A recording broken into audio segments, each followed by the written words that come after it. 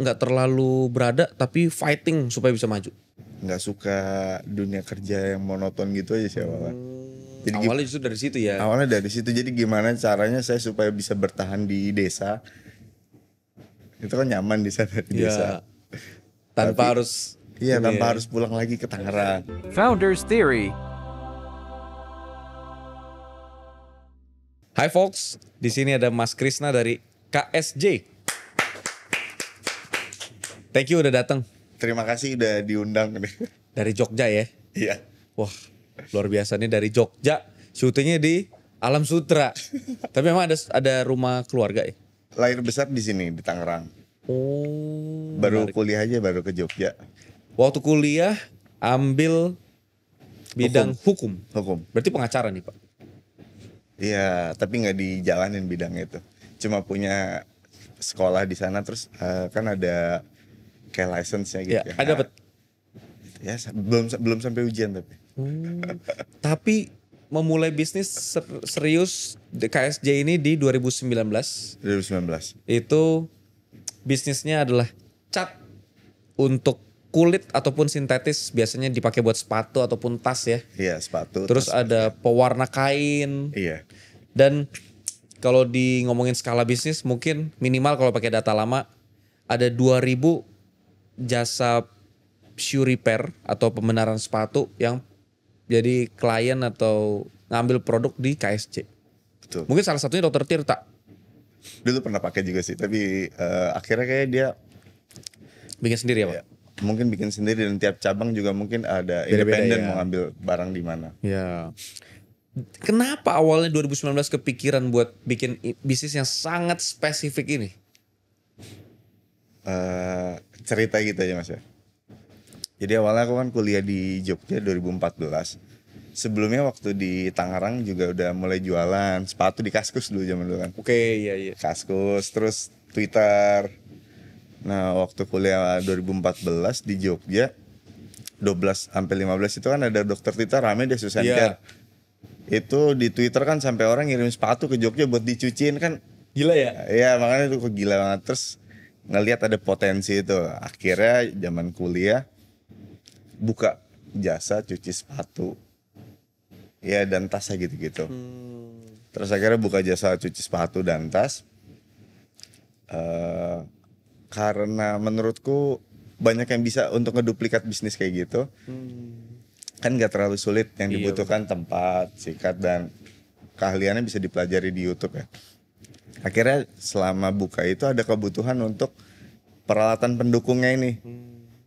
Waktu itu kalau sabun itu udah ada merek-merek lokal, tapi kalau cat mereka masih ngambil dari luar. Kalau tau mereknya Angelus. Oh. Ya kan? Mereknya Angelus ya? Ya mereknya Angelus. Nah terus mikir gimana cara ternyata kan waktu menekuni bidang jasa cuci sepatu ini dan restorasi ada kebutuhan cat itu kan. Dan selama ini orang masih ngambil dari luar. Ada peluang gimana kalau misalkan kita bikin. Jadi lokal dulu nggak ada? Kalaupun ada mungkin dulu belum Nggak terkenal gitu ya? Iya, orang referensinya masih dari luar. Bikinlah di situ.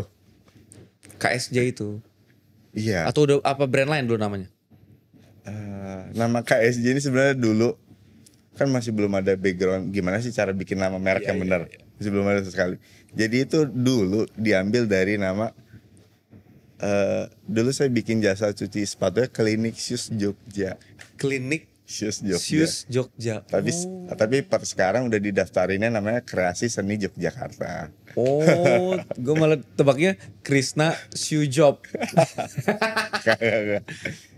Dulunya gitu, dulunya Klinik Shoes Jogja, tapi kalau sekarang udah didaftarkannya Kreasi Seni Yogyakarta. Wow. Kalau sekarang kompetitor itu mulai bermunculan dari lokal atau tetap masih KSJ doang yang main di lokal paling gede? Lokal banyak sih. Udah mulai bermunculan ya? Iya, udah Berarti mulai. setelah KSJ berarti ya? Atau berbarengan? Setelahnya ada, yang berbarengan juga ada. Masih bertahan sampai hari ini? Kelihatannya sih masih ada sih dia.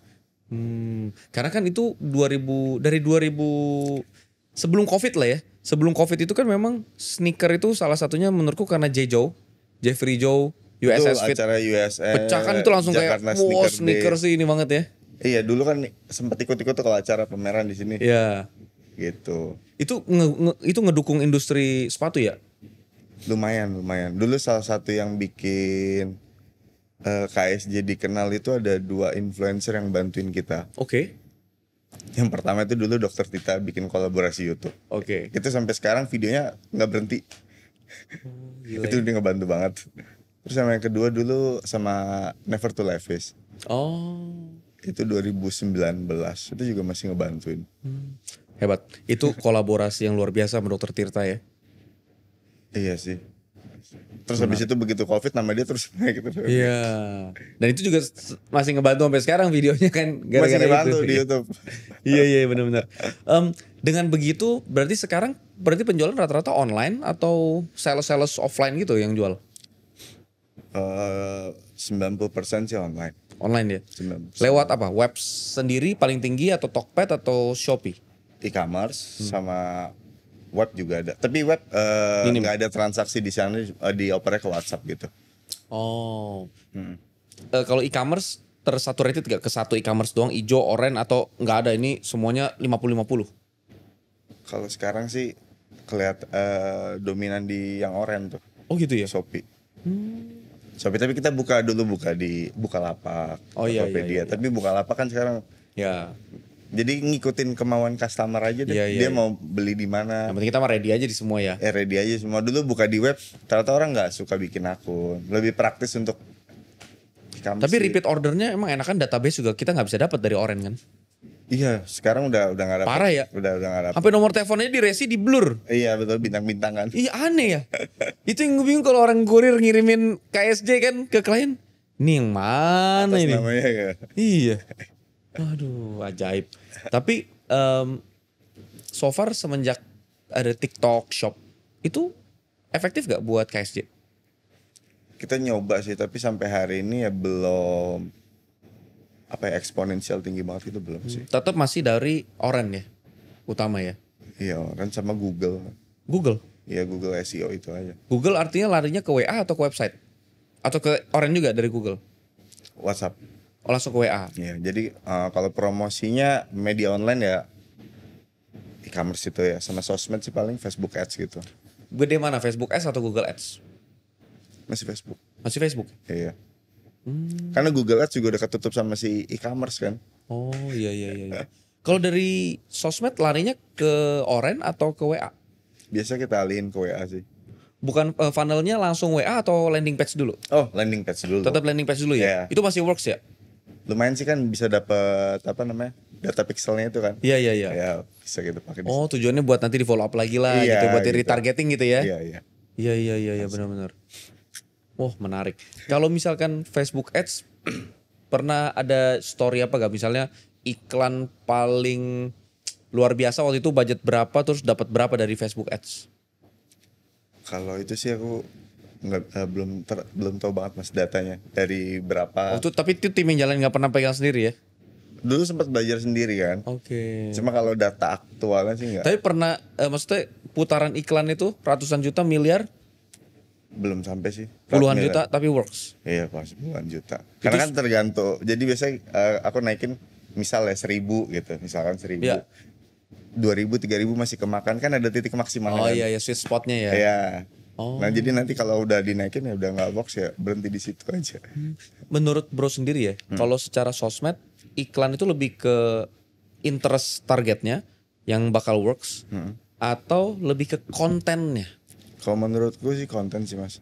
Kontennya. Karena ada beberapa konten yang sampai hari ini tuh juga nggak diiklanin tapi Oh gitu ya. ya mungkin karena memang kebutuhan demandnya banyak terhadap hal itu yang ngegulung aja gitu rame. Apalagi kalau konten itu diiklanin lebih sadis lagi gitu ya. Ya biasa setelah itu kan jadi dia organik 3 bulan udah mulai sepi baru aku iklanin biasanya. Oh nice. Low budget tuh. Iya. High impact ya. Jadi tes dulu lah misalkan ada 20 konten. Benar. Kalau organik dia naik, kalau diiklanin pasti jadi gitu ya. Iya. Benar. Kalau misalnya yang organik rata-rata yang works itu formatnya apa? Video atau carousel? Sekarang video pendek sih. Video pendek ya? Iya kalau di tempatku ya. Video pendek. Under semenit gitu lah. Pernah nyoba TikTok Ads gak? Coba. Tapi nggak se-works itu kalau dari sisi penjualannya. Nyoba belum lama ya, baru mungkin dari tahun ini sekitar 6 bulanan. Oke. Jadi belum bisa di-compare. Impactnya nggak bisa di-compare ya? Iya, Belum bisa di-compare. belum. Tapi berarti sekarang masih lebih Naik. seksi Facebook Ads. Facebook Ads.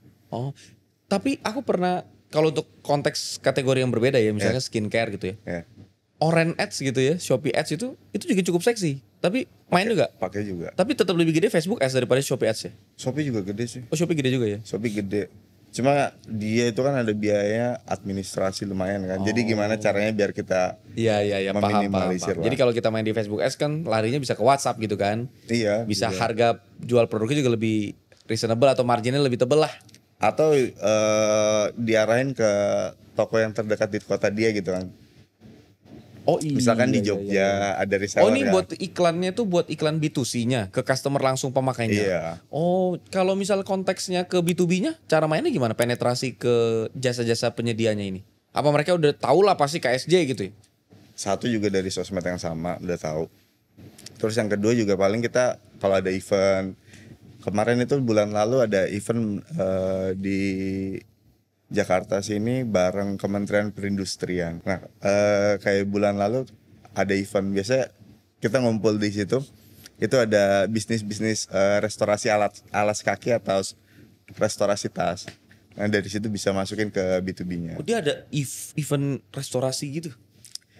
Enggak, jadi kemarin itu posisinya aku lupa nama acaranya, kalau nggak salah Indonesian Leather Footwear. Oh oke, iya. Indonesian Leather Footwear itu jadi industri alas kaki dari bahan mentah, mesin. Nah termasuk waktu itu diwadahi sama Kemenperin UKM untuk bidang restorasi. Bagus banget ya. Iya. Dan dari situ dapat deal yang lumayan untuk ke penjualan B2B-nya. Iya lumayan sih. Kan jadi ada pabrik kan. Kalau Iya. sebelumnya di bidang jasa Susker yang kalau kemarin ada memang pabrik-pabrik yang butuh pewarna. Pernah gak bikin seperti kelas pembelajaran atau seminar untuk ngelatih si pebisnis-pebisnis yang ngambil barang di KSJ, si pebisnis shoes care gitu ya? Iya. Mereka kan kadang-kadang mereka nggak repeat order bukan karena apa? Karena bisnis mereka sendiri bangkrut. Mungkin karena banting harga, marketingnya kurang kreatif atau nggak ngerti ads atau apa. Kita pernah sih bikin bukan pelatihan ya, mungkin kayak gathering gitu aja di tempat kita di Jogja sana. Iya. Jadi ngumpulin. Di situ sebenarnya juga selain jadi bagaimana kita itu nyari kebutuhan dari mereka supaya mereka berkembang, karena kalau mereka berkembang kan kita juga berkembang. Ya betul, benar. Nah di situ gathering itu ya bukan hanya satu arah kita memberikan materi tentang penggunaan atau marketing, tapi juga dapat informasi potensi apa yang bisa digali lagi di bidang restorasi fashion ini, gitu. Menarik. Kalau yang bro lihat di lapangan, seringkali apa sih kendalanya pemilik bisnis shoes care? Kayaknya sih sekarang supply sama demand-nya sih. Jadi udah terlalu banyak pemain ya? Kelihatannya gitu. Jadi ada yang udah mulai banting-banting harga. Akhirnya kan mereka sendiri yang kompetisinya sulit. Ya. Gitu. Kalau demand yang ada sekarang, Ya. itu apakah masih punya potensi grow yang luar biasa? Atau kayaknya ini udah mentok nih, orang yang bisa shoes care ya hampir semua lah 80% mungkin udah ke shoes care. Ya. Atau kayak ini masih jauh nih, sebenarnya potensinya masih banyak karena orang yang mampu buat shoes care dan butuh buat shoes care dia belum aware aja buat shoes care. Nah, jadi gini, potensinya masih ada atau enggak gitu ya. Jadi di tahun lalu lah, itu kita dapat informasi kalau jasa restorasi atau perawatan sepatu itu kan kurang lebih marketnya gitu-gitu aja. Oke. Maksudnya belum nggak ngalamin perkembangan yang signifikan. Event-event sneaker kan juga udah nggak sesering dulu kan. Ya, bener. Nah, terus akhirnya ada tren juga untuk restorasi tas. Tas-tas cewek itu juga. Nah, yang ketiga ini dapat info bahwa ini banyak orang itu butuh jasa pewarnaan ulang di pakaian. Baju celana gitu ya. Baju celana karena kan mereka mungkin cuma sekedar hoodie, paling banyak hoodie sama celana begini aja. Karena cuma sekedar untuk kebutuhan basic aja kan. Daripada beli baru, harga mungkin juga udah terlalu mahal gitu buat mereka. Itu potensinya masih banyak. Oh menarik banget ya. Iya. Dan KSJ Paint udah masuk juga ke situ ya. Ya kita buatin cat untuk produk tersebut. Ya buat outer. Iya. Menarik. Biasa kalau kayak gitu cara aplikasi gimana? Direndam pakai one take biasa gitu, kayak semacam one take gitu? Betul, semacam one take. Cuma kalau one take itu kan mereka direbus, terus ada problem biasanya luntur setelah itu kan. Iya. Jadi kita bagaimana menyederhanakan, kan pasti pakaian itu dibuat dari kain putih biasa tuh. Iya. Atau dari bawaan pabrik. Nah itu kan diwarnain ulang. Kalau jeans kan ada pewarnaan ulang. Iya. Bagaimana kita menyederhanakan pewarnaan di pabrik, Oh. dibawa ke dalam industri kecil yang bisa diaplikasin buat. Jadi orang tinggal kirim produknya, kalian yang warnain di tempat kalian gitu. Iya. Nah, yang warnain itu langsung KSJ-nya atau partner-partner reseller KSJ atau gimana? Jadi kita ngajak si jasa Shoescare itu yang mungkin udah jenuh di bidang Shoescare untuk ngembangin lini bisnis baru. Cerdas. Gitu. Hebat. Jadi tapi kan mereka butuh trust dulu bahwa memang ada peluang ini. Iya. Makanya kita buka bisnis lagi untuk mewarnai pakaian orang untuk ngasih apa ya, kayak prototipe ke jasa Shoescare. Iya, benar. Ini bisa kalau berhasil. Iya. Gitu. Dengan nama KSJ Paint juga. Namanya Darulang. Darulang. Darulang. Darula. Darulang. Darula itu artinya apa? Ya. Apa nama anak itu bukan? Ya. Nama anak? Bukan. Oh, bukan. Nggak, darulang ya biar terkesan dari daur ulang gitu. Oh aja. iya bener. Darulang. Darulang. Lebih enak juga ya ngomongnya ya. Darulang Iya, ya. Darulang gampang. Oh, iya. Dan itu yang ngirim pakaian ke Jogja banyak banget dari luar kota. Apalagi dari Jakarta udah Tapi pasti. sayang banget karena partnernya baru di Jogja gitu ya. Iya, Mungkin karena- kalau Shoescare Jakarta mau kolaborasi itu lebih enak lagi ya. Betul. Akhirnya kita ngasih tahu aja deh ini ada potensi untuk bikin. Iya, bener. Iya. Ya teman-teman kalau ada bisnis Shoescare, aku rasa menarik banget kalau bisa open opportunity baru. Toh keahliannya mirip-mirip lah dianggap ya. Tapi apa perlu mesin khusus? Enggak. Gak perlu mesin khusus Enggak. ya? Jadi selalu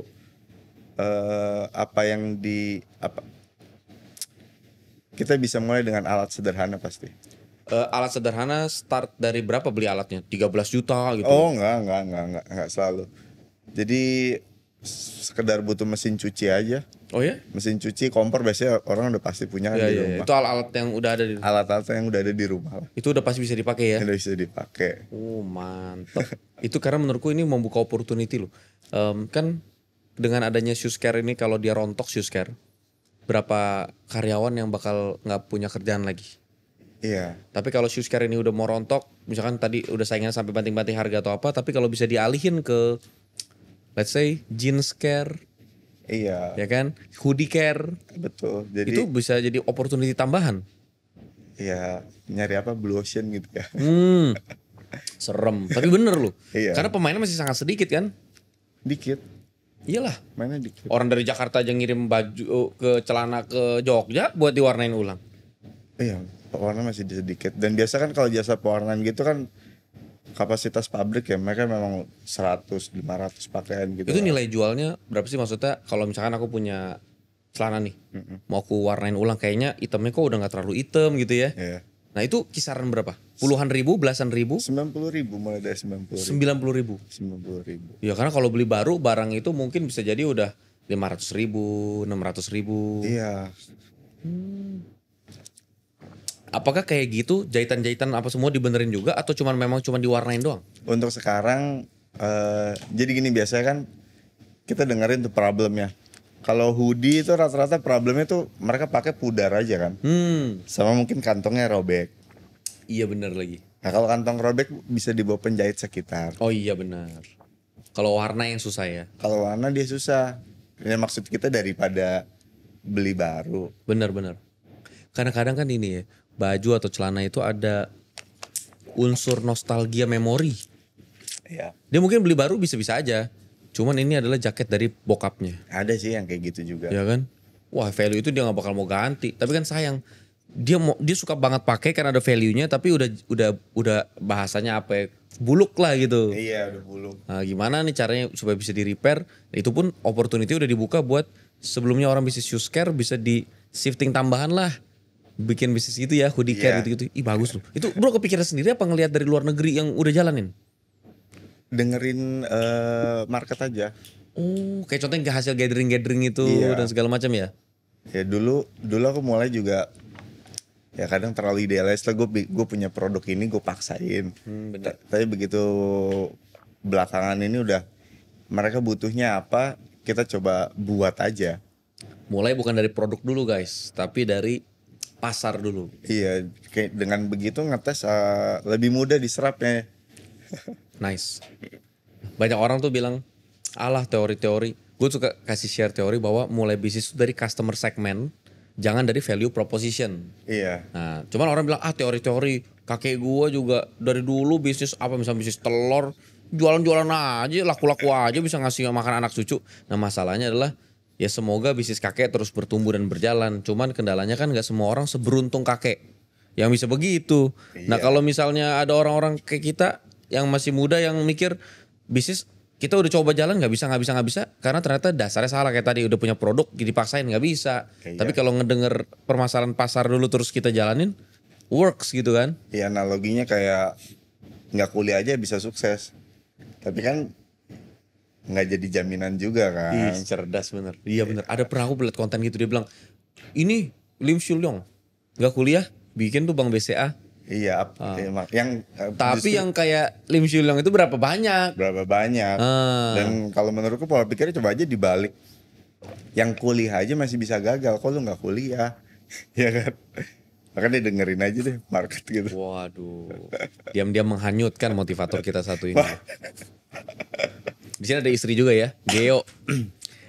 Betapa penting peran perempuan atau istri di bisnis dan hidup seorang Bro Krishna. Gini kali ya, peran keluarga ya. Jadi secara nggak langsung ini bukan hanya keluarga dalam lingkup istri, tapi dari keluarga besar. Kenapa saya terjunnya di bisnis restorasi tuh? Ya mungkin juga karena didikan dari kecil itu kita nggak terlalu sering untuk menghambur-hamburkan uang. Maksudnya barang kalau masih bisa dipakai Oh iya ya? nggak terasa, tapi dalam waktu yang lama akhirnya terjunnya di bisnis restorasi ini. Oh iya ya? Ya dulu kayak orang tua ngajarin kan, ya udahlah kalau misalkan dulu makanya sering biasa benerin mesin cuci, Ya, kulkas, benar-benar. kan kayak gitu kan. Tapi kalau sekarang kan rusak dikit ganti. Ya. Nah mungkin itu pengalaman hidup saya akhirnya terjun di restorasi ini sih. Oh menarik banget ya. Itu bokap nyokap yang begitu ya? Iya dulu kayak gitu. Wah hebat. Itu value mahal karena tanpa sadar itu bukan hanya hemat secara ekonomis, tapi juga nyelamatin bumi loh. Iya, Itu kan sampah dari tekstil. susah didaur ulang. Itu bayangin aja itu berapa persen nyumbang, mungkin mayoritas sampah kali. Iya. Itu tekstil. Tapi kalau masih bisa dipakai terus direstorasi, satu hemat biaya, menyelamatkan bumi, Betul. membuka lapangan kerja. Iya. Iya kan? Restorasi pasti orang. Kalau kita beli baru mungkin kebanyakan dicetak dari pabrik yang skala masif produksinya udah luar biasa lah. Iya. Keren. Menarik. Nah, jadi di akhirnya KSJ ini punya identitas bahwa kita di bisnis restorasi. Bagaimana sih paling nggak untuk mengimbangi industri fast fashion ini dengan mengeluarkan salah satunya produk yang buat paling nggak kalau barang lu nggak rusak atau cuma sekedar warnanya diwarnain ulang dulu aja lah gitu. Iya benar. Diedit gak? Maksudnya kayak ada orang kan dekorasi ulang. Jadi desainnya pun jadi berbeda gitu. Atau mungkin corak polanya jadi berbeda. Atau dikasih tambahan desain baru gitu. Kita karena jualnya produk, tapi kita ngedukasi Ngedukasi gimana, begitu? ngedukasi gimana sih caranya tambahin edit value gitu. Iya. Kan misalkan kayak sepatu itu paling sering itu pasti bawahnya di apa rusaknya di bagian sol kan. Nah gimana caranya ngeganti sol? Tapi kan sulit juga buat cari sol yang original kan. Iya betul. Akhirnya edit value gimana diganti model sol yang lain. Iya. Tapi malah jadi penambahan yang bukannya minus, gara-gara nggak dapet original malah jadi plus karena Iya. jadi berubah style gitu, orang nggak bosen kan. Iya, terus orang suka dengan nilai handmade gitu-gitu juga. Iya bener-bener. Itu kan sebenarnya value kan. Iyalah handmade di luar negeri mahal-mahal pak. Iyalah apapun yang handmade. Rolls Royce misalnya mobil ya. Yang dibanggain kan karena handmade-nya itu. Betul. Kalau dicetak masif ya murah lah. Nah itu sebenarnya apalagi orang Indonesia tuh seniman-seniman Indonesia ya. Wih gila tangannya tuh niat banget. Kerjaan 90.000 aja bisa dikerjain udah kayak 90 juta itu. Tekun. Iya tekun bener ulet banget. Iya. Apalagi orang Jogja. Udah ulet. UMR-nya juga luar biasa. Waduh menarik. Pasti pernah ngalamin momen tersulit lah di bisnis ya. Contohnya gimana mas? Let's say COVID. Lumayan sih COVID. Apa yang membuat bertahan saat COVID? Jadi karena kan waktu udah punya tim kan, jadi harus tanggung jawab juga gimana. Iya. Fixed cost ya. Ya udah ada fixed cost-nya juga. Ya dengan apa yang ada itu kita cari peluang baru. Jadi posisinya pas lagi COVID itu kebutuhan cat kan nggak banyak. Tapi saya punya tim pemasaran kan. Terus ada barang cat nganggur juga. Jadi gimana caranya supaya cat ini keluar dan tim saya juga produktif. Waktu itu kita sewain tim ini untuk perusahaan-perusahaan yang butuh. Waktu itu kan belum banyak yang ke digital. Ya. Ya waktu itu kita sewain buat SEO-nya. Oh Facebook. hebat. Jadi waktu itu ya sambil supaya bisa tetap bertahan, Supaya itu bertahan. shiftingin bisnis tuh ya. Iya, Tim sempet. internal di sub buat jadi semi digital agency gitu ya. Iya, outsource ke dikirim. Oh hebat. Itu berapa bertahan yang berapa lama begitu? 2 tahun. Apa keterusan sampai hari ini?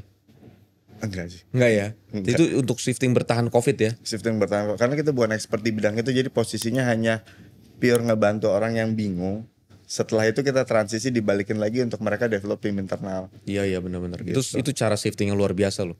Karena orang kan biasa pilihan gini, daripada ribet begitu udahlah lu ini ada potong-potong dulu aja, nanti kalau udah ada uangnya lagi baru kita hire lagi kan gitu kan. Iya. Terus satunya kan ini ada cat yang nanti ada masa expirednya kan. Iya. Gimana cara catnya keluar, akhirnya kita bikin lukisan Oh iya. untuk anak di rumah waktu zaman COVID. Maksudnya bikin kit buat anak-anak Iya, mewarnai. painting kit. Oh, cerdas. Yang tadinya catnya itu dipakainya harusnya buat sepatu doang Iya. gitu ya. Kenapa enggak gitu ya kalau Kenapa bisa buat enggak ini? kalau Iya. bisa gitu. Wih, hebat ya. Itu siapa yang ngidein itu? Maksudnya inspirasi dari mana? Ya apa yang kita punya kan waktu itu. Terus apa yang dibutuhin orang ya dicari titik temunya aja. Itu kreatif banget loh. Itu sesuatu yang nggak bisa diajarin. Ya kalau udah kepepet kan mau nggak mau ya. Iya, power of kepepet. Iya. Luar biasa. Well, pertanyaan terakhir. Apakah dari dulu memang lahir dengan sebuah privilege makanya bisa di universitas hukum, atau memang justru dulu keluarga nggak terlalu berada tapi fighting supaya bisa maju? Kalau privilege dalam bentuk uang gitu sih sebenarnya biasa aja sih, keluarga normal-normal aja, sederhana. Tapi bukan yang nggak punya juga, soalnya bisa kuliahin juga kan mas. Ya. Tapi ya kenapa mau fighting di bidang ini juga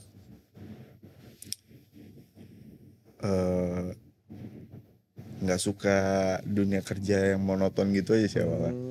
Jadi Awalnya justru dari situ ya. awalnya dari situ, jadi gimana caranya saya supaya bisa bertahan di desa. Itu kan nyaman di sana di desa. Ya. Tanpa Tapi- harus. Iya, ini tanpa ya. harus pulang lagi ke Tapi Tangerang. bisa dapat duit gitu Tapi ya. bisa dapat duit. Bikinlah bisnis. Bikinlah bisnis. Karena kalau di Jogja kita kerja mungkin harus brilian sekali ya untuk di sana dinilai tinggi kan. Pekerjaan mungkin dosen atau Oh iya benar. kayak gitu-gitu kan. Harus cerdas banget. iya, harus tuh. cerdas banget kan. Ulet banget. Nah, makanya dituntut kreatif aja lah. Menarik. Thank you so much buat waktunya Bro Krisna Iya. dari Jogja bareng sama istri datang ke sini. Kami sangat apresiasi udah share insight, bahkan tadi juga insight itu bisa didapetin sama pemilik bisnis shoes care sekarang. Mungkin yang lagi nonton shoes care atau fashion dan segala macam, kebukalah tadi peluang bisnis tuh. Kalau shoes care mau kolaborasi, kerjasama dan segala macam, saya yakin pasti bisa diedukasi nanti sama tim KSJ Paint ya. Betul. Gimana caranya dari shoes care kalau dia mau terbuka opportunity-nya buat bisnis restorasi celana, hoodie dan segala macam ya. Iya. Hoodie care. Wah, menarik. Guys, inspirasi banget. Thank you Bro Krisna.